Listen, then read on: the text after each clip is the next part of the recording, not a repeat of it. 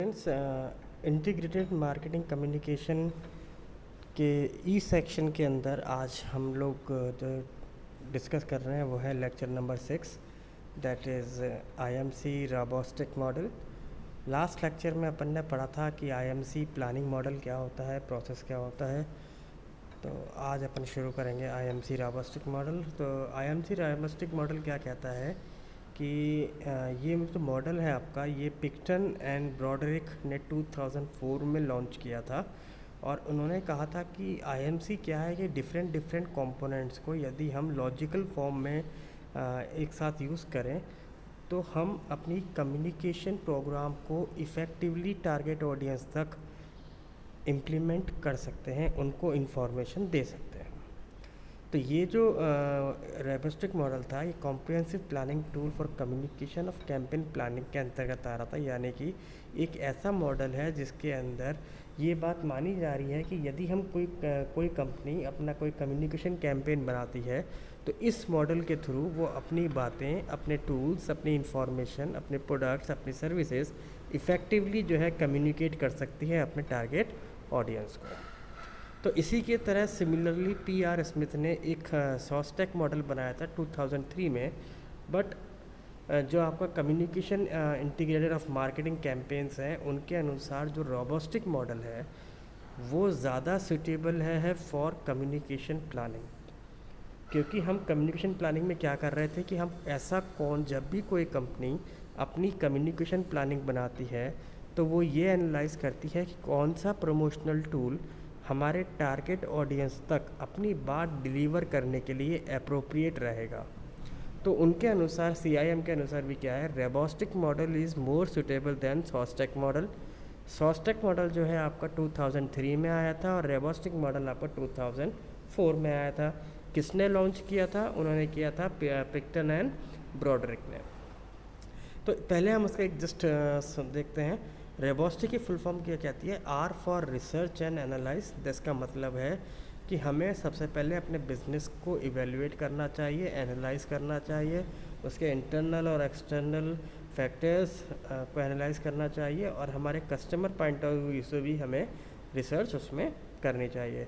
दूसरा आता है आपका ऑडियंस। ऑडियंस का मतलब ये है कि कौन सी पॉपुलेशन, कौन से कस्टमर को आप अपनी बात, अपनी इंफॉर्मेशन जो है डिलीवर करना चाह रहे हैं। तीसरा आता है आपका बजट। बजट क्या कहता है? How much resources are needed. जब आप कोई कम्युनिकेशन प्रोग्राम को इम्प्लीमेंट करेंगे तो आपको कितना बजट की रिक्वायरमेंट है, ये आपको क्या करना है, उसमें देखना है। देन आता है आपका ऑब्जेक्टिव।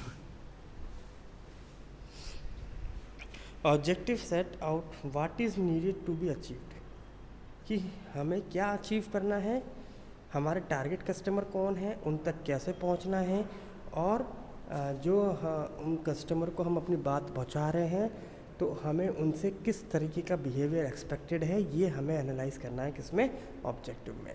फिर आता है आपका स्ट्रेटजी। स्ट्रेटजी क्या कहती है कि जब आपने ऑब्जेक्टिव सेट कर लिया कि हमें इन कंज्यूमर तक अपनी बात पहुंचानी है, हमारे पास इतना बजट है, हमने मार्केट रिसर्च भी कर लिया, now we have to develop the strategy. Strategy का मतलब है हमें मैसेज को डेवलप करना है और कम्युनिकेशन स्ट्रेटजी बनानी है।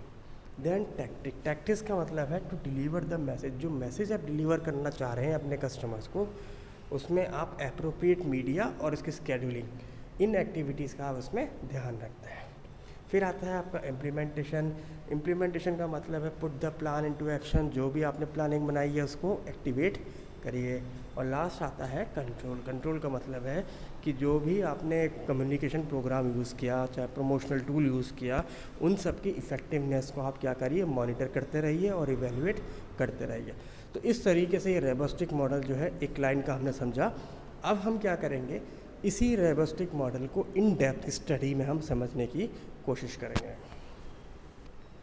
तो जैसे हमने फर्स्ट पॉइंट पढ़ा it is a research and analysis. तो यहाँ पे क्या हो रहा है, यहाँ कंपनी अपने आप से ये पूछती है कि हाँ, हमारे पास क्या नॉलेज है, क्या हम जिस मार्केट में ऑपरेट कर रहे हैं क्या हमें उसकी नॉलेज है, हमारा मार्केट साइज़ क्या है, मार्केट में कितने कॉम्पिटिटर हैं, हमारी खुद की स्ट्रेंथ क्या है, वीकनेस क्या है, मार्केट में क्या अपॉर्चुनिटीज़ अवेलेबल हैं, कस्टमर कौन है, कहाँ पे अवेलेबल है।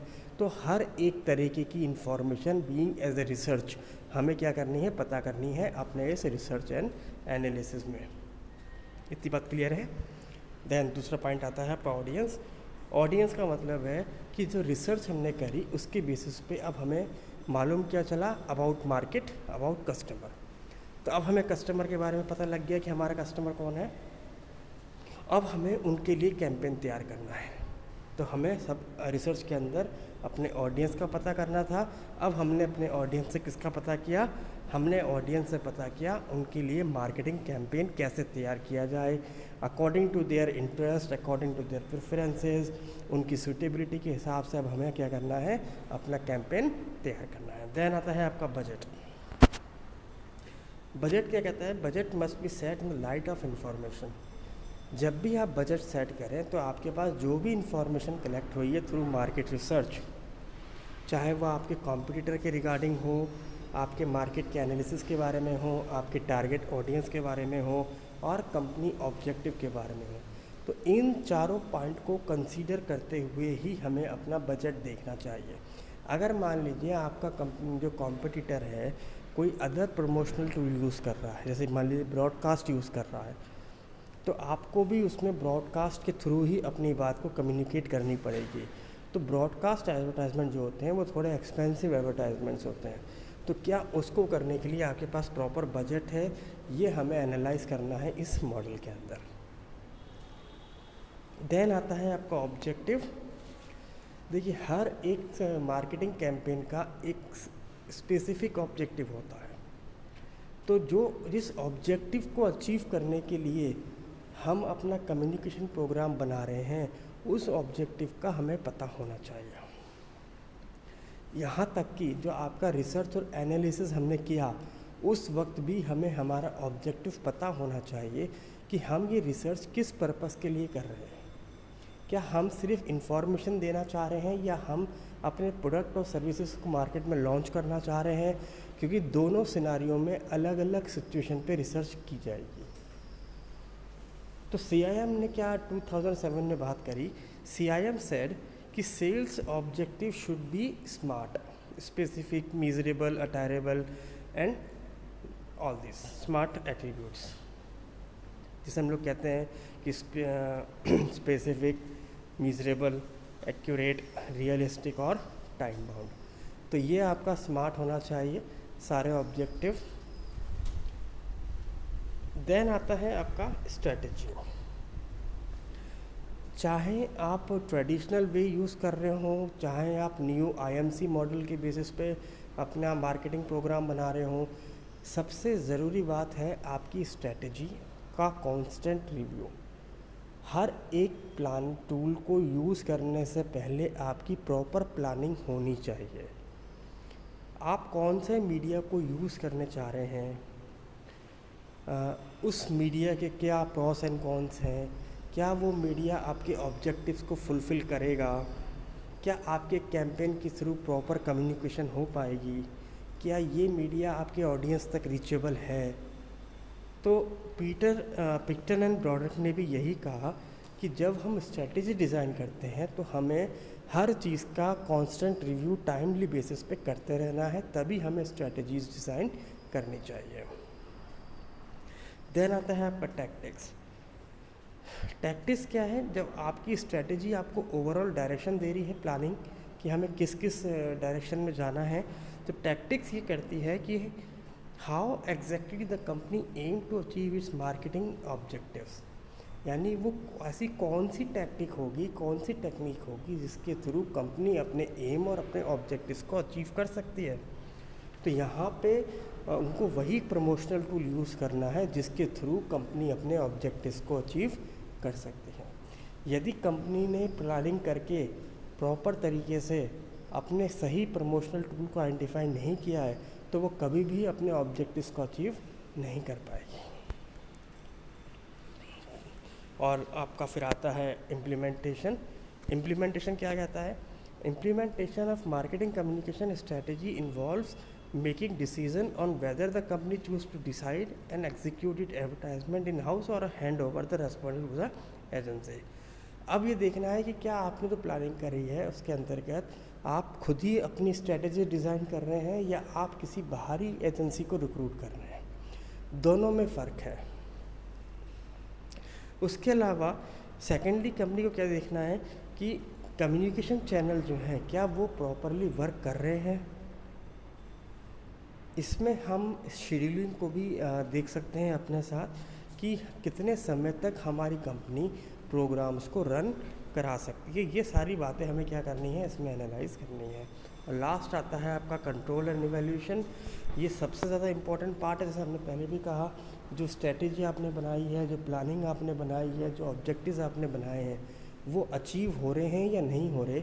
इसके लिए वी नीड क्या है, some tactics, we need some monitoring, we need evaluation, we need effective controlling और टाइमली डिसीजन लेते हुए यदि हमें फीडबैक मिल रहा है कि हमारी प्लानिंग में कुछ कमी रह गई है तो उसको रेक्टिफिकेशन भी हमें हैंड टू हैंड करते चलना है। तो यही था आपका IMC रोबोस्टिक मॉडल। एक ही डायग्राम है, ये देख लीजिए। सबसे पहले हमारा IMC आ रहा है जिसके अंदर हम रिसर्च एनालाइज कर रहे हैं। इन दो बेसिस पे हमें डिसीजन लेने होते हैं किस किस चीज़ के, regarding our planning, regarding our organisation और मैनेजमेंट। ये तीन चीज़ें मिलके आपकी इम्प्लीमेंटेशन ऑफ प्लानिंग को डिज़ाइन करते हैं हम। अब इसमें क्या क्या आ जाएगा, all 4 C's, all four E's and 4 S, ये सभी चीज़ें जो हैं आपकी कंबाइंड हो जाएंगी। तो ये आपका पूरा IMC रोबोस्टिक मॉडल को डिज़ाइन कर देगा। आई होप आपको कंसेप्ट समझ में आ गया होगा। Thank you.